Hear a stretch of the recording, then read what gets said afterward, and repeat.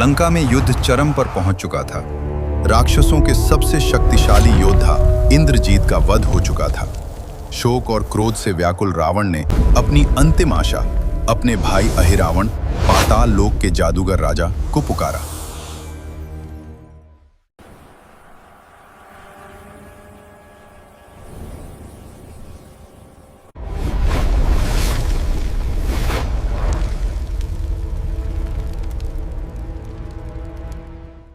मेरा बेटा मर गया है। इंसानों ने हमें अपमानित किया है। भाई, आज रात उन्हें चुरा कर ले आओ। देवी चामुंडी को उनकी बलि चढ़ा दो। मुझे उनका खून चाहिए। समझो, काम हो गया। सूर्योदय तक बलिदान हो जाएगा। उसी रात भगवान हनुमान ने एक गंभीर खतरे को भांप लिया। उन्होंने अपना आकार बढ़ाया और अपनी विशाल पूंछ को पूरे शिविर के चारों ओर लपेटकर एक अभेद्य किला बना दिया।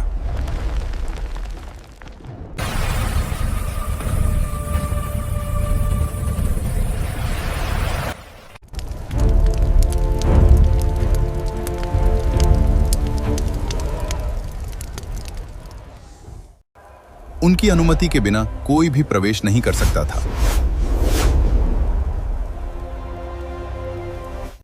अहिरावण अदृश्य होकर आया। उसने प्रवेश करने का प्रयास किया, लेकिन हनुमान की भक्ति की आध्यात्मिक ताप ने उसे पीछे धकेल दिया।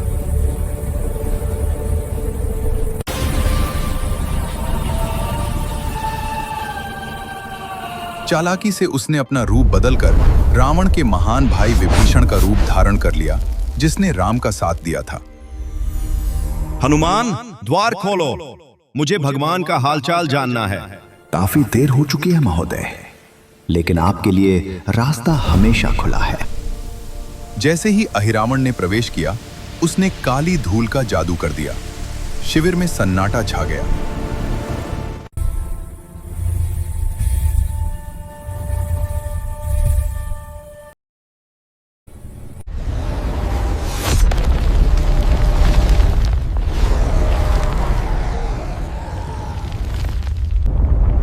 पल भर में उसने भगवान राम और लक्ष्मण को पकड़ लिया, उन्हें गुड़िया के आकार का बना दिया और पाताल लोक में विलीन हो गया।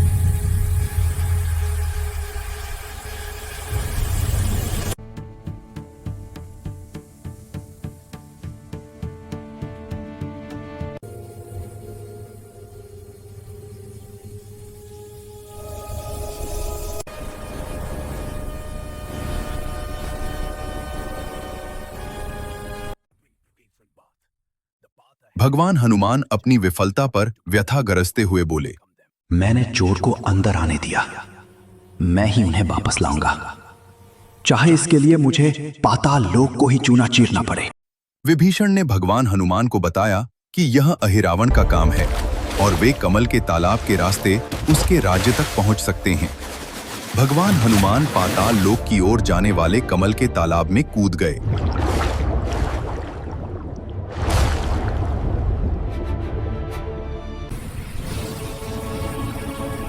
वे पहरेदारों से लड़ते हुए आगे बढ़े।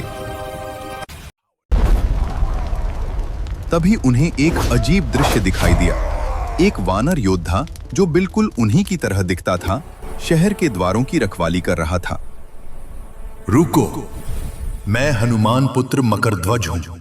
तुम आगे नहीं जा सकते। बेटा, मैं तो जीवन भर ब्रह्मचारी रहा हूं। जब तुमने लंका को जलाया तो तुम्हारे पसीने की एक बूंद समुद्र में गिरी।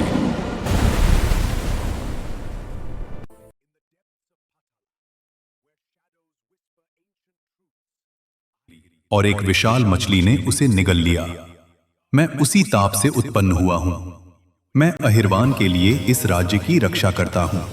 अगर तुम आगे बढ़ना चाहते हो तो मुझसे लड़ो। दोनों में कुश्ती हुई। उनके प्रहारों से धरती कांप उठी। हनुमान योद्धा की शक्ति से प्रभावित होकर अंततः उसे चित कर बैठे। तुम सचमुच मेरे रक्त हो, लेकिन मेरे स्वामी खतरे में हैं। मुझे जाने दो और मैं शपथ लेता हूं कि अत्याचारी के पतन के बाद मैं तुम्हें पाताल का राजा बना दूंगा। मकरध्वज एक तरफ हट गए। भगवान हनुमान महल के भीतर प्रवेश कर गए।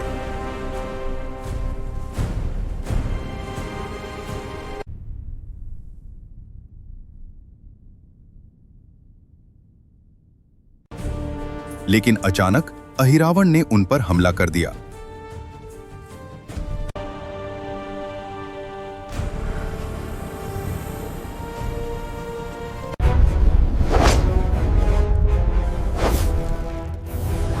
दोनों में लड़ाई हुई, लेकिन अहिरावण अत्यंत शक्तिशाली था और वे बिना किसी चोट के बच निकले।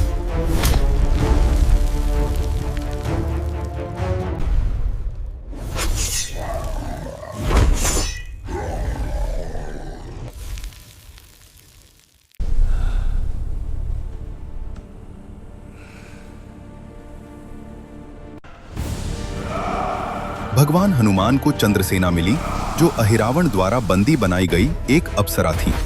माँ, मैं इस जादूगर को कैसे मारूं? मैंने उस पर प्रहार किया है, लेकिन वो मेरे प्रहारों पर हंस रहा है। तुम उसे सिर्फ ताकत से मार सकते, उसकी जान उसके शरीर में नहीं है। उधर देखो। उन्होंने एक तैरते हुए चबूतरे की ओर इशारा किया, जहां 5 विशाल दीपक नीली अप्राकृतिक अग्नि से जल रहे थे। इनमें उसकी आत्मा समाई हुई है। अहिरवान को मारने के लिए सभी 5 दीपकों को एक ही क्षण में बुझाना होगा। हनुमान ने दीपों को देखा। वे बहुत दूर दूर थे। एक सिर से एक साथ 5 दिशाओं में हवा चलाना शारीरिक रूप से असंभव था। अगर मैं एक होकर यह नहीं कर सकता, तो मुझे अनेक रूप धारण करने होंगे। उन्होंने भगवान राम का ध्यान किया। अचानक उनकी गर्दन से 4 नए सिर हो। भगवान हनुमान ने गहरी सांस ली। उनका सीना पहाड़ की तरह फूल गया। धड़ाम! एक ही सूक्ष्म सेकंड में 5 ज्वालाएं बुझ गईं।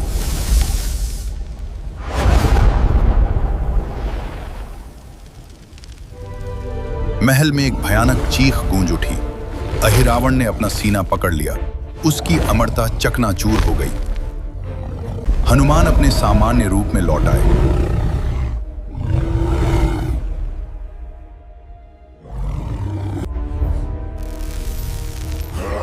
उन्होंने राम और लक्ष्मण को धीरे से जगाया। हनुमान ने राम को एक कंधे पर और लक्ष्मण को दूसरे कंधे पर उठाया। एक शक्तिशाली छलांग लगाकर उन्होंने पाताल लोक की छत को चकनाचूर कर दिया और लंका के रात्रि आकाश में वापस उड़ गए, युद्ध समाप्त करने के लिए तैयार।